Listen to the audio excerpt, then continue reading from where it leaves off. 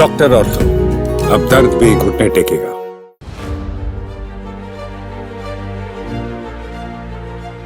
नमस्कार, मैं कीर्ति, channel 4 news India में आप सभी का स्वागत है।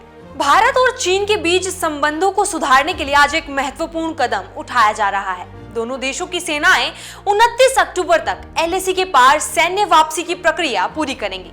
यह कदम द्विपक्षीय कूटनीतिक संबंधों को बेहतर बनाने की दिशा में एक सकारात्मक पहल मानी जा रही है। 2020 में दोनों देशों के सैनिकों के बीच तनाव और टकराव के बाद यह पहला अवसर है जब सैनिकों की वापसी की प्रक्रिया शुरू की जा रही है।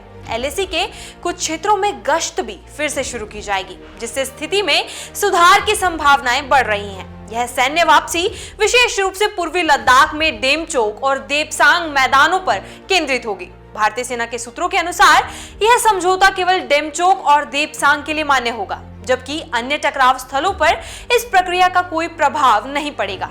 इस समझौते के तहत दोनों पक्षों के सैनिक अप्रैल 2020 से पहले की स्थिति में वापस लौटेंगे और उन क्षेत्रों में गश्त करेंगे जहां वे 2020 तक गश्त करते थे। वहीं विदेश मंत्री एस जयशंकर ने इस मामले में महत्वपूर्ण बयान दिया है।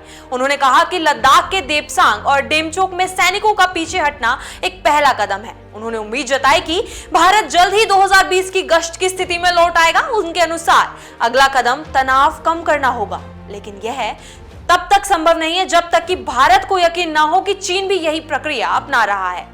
इस समझौते के बाद सीमा प्रबंधन के मुद्दे पर चर्चा की जाएगी। जयशंकर ने स्पष्ट रूप से कहा कि यह एक महत्वपूर्ण मोड़ है जो 4 वर्षों से अधिक समय से पूर्वी लद्दाख में जारी सैन्य गतिरोध को समाप्त करने की दिशा में एक बड़ी सफलता है।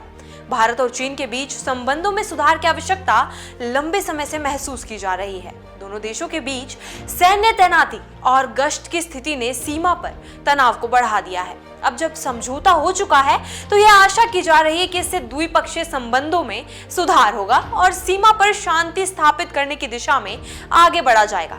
हालांकि इस प्रक्रिया को लागू करने में समय लगेगा। यह सुनिश्चित करना आवश्यक है कि दोनों पक्ष अपनी अपनी सैन्य गतिविधियों को नियंत्रित करें और किसी भी तरह की अव्यवस्था से बचें। भारतीय सरकार की यह उम्मीद है कि यह कदम न केवल दोनों देशों के बीच संबंधों को सुधारने में मदद करेगा, बल्कि क्षेत्रीय सुरक्षा को भी सुनिश्चित करेगा।